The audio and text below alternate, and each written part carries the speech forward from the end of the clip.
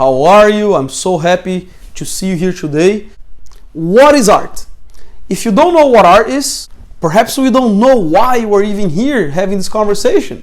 Now you might be thinking, art is anything that's beautiful. Art is anything that makes me feel good. Art is anything that expresses emotion. Is it? But here's the thing. Before we talk about the definition of art, I think we should talk about where art is. Because once we identify where art is, it is easier to investigate the meaning of art. Do you agree with me? Art is virtually everywhere. If you are holding an iPhone, if you have a laptop that is by Microsoft instead of Apple, you guys perhaps hold very different aesthetic opinions. One is minimalism and the other one is brutalism. Steve Jobs was a minimalist. Bill Gates is a brutalist, at least in the sense of preserving the basic shapes and not simplifying his operating system. Steve Jobs wanted everything to seem very intuitive and simplistic, even if those things could end up breaking more easily. So those two ideologies, Microsoft versus Apple, were incredibly influenced by art movements, the brutalist art movement and the minimalist art movement. All of these things reveal where art is. They also went into fashion. Depending on what you wear and how you wear your clothing, you might be revealing certain aspects of art that started in the art studio, in the form of a painting, in the form of a sculpture. Where else can you find art? You can also find art, let's say, in public parks. Whenever you have people planting trees and flowers and placing stones and waterfalls, all these human-made structures that are supposed to appear organic and natural, that might also reveal another way in which artists show art.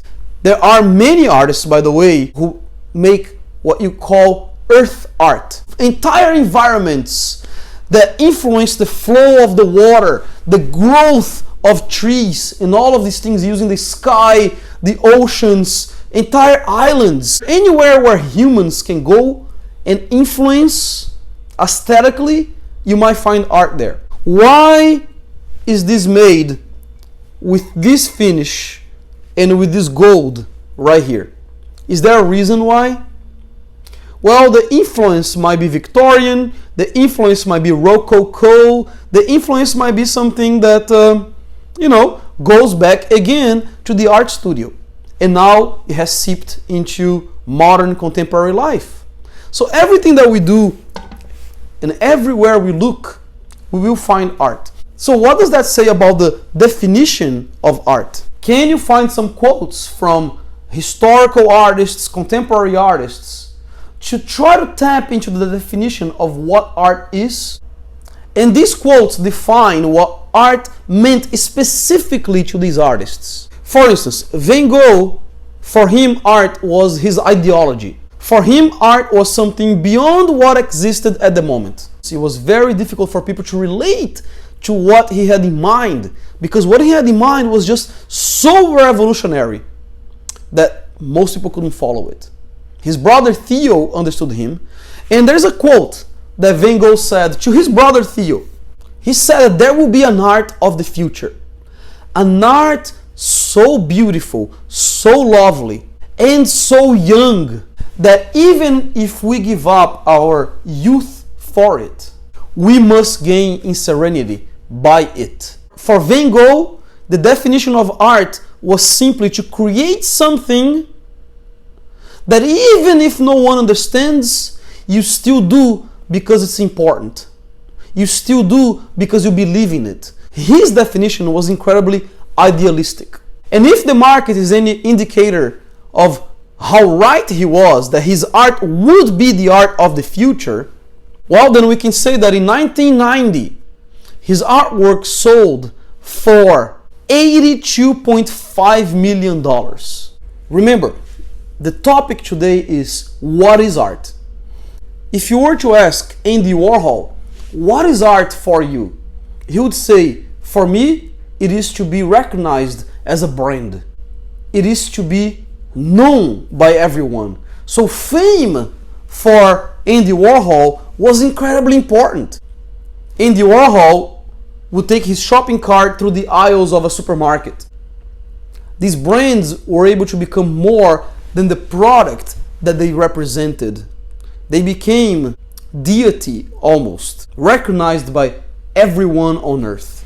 So for Andy Warhol, within his definition of art, it included mass production. That's why for him, brands were so meaningful, because for him, it tapped into the meaning of art. So Andy Warhol saw the Mona Lisa and he said, if one is great, how about I give you 30?